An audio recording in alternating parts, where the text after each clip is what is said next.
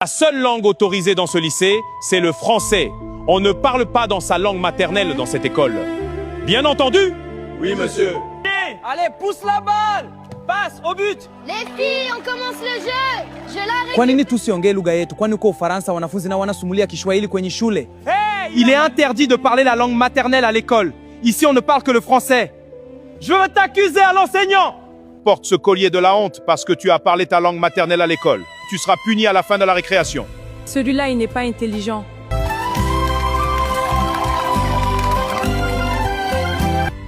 Tourne-toi.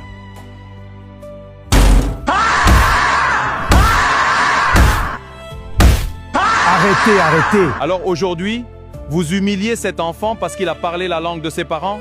Vous le punissez parce qu'il a parlé la langue de ses grands-parents? Vous êtes en train de lui apprendre à avoir honte de son identité.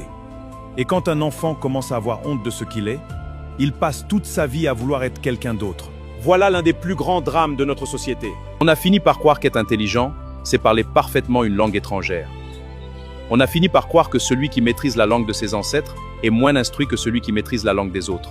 On a créé des générations d'Africains qui connaissent parfois mieux l'histoire des autres peuples que la leur. Des diplômés qui peuvent réciter des leçons entières dans une langue étrangère, mais qui ne peuvent même plus parler à leurs propres grands-parents.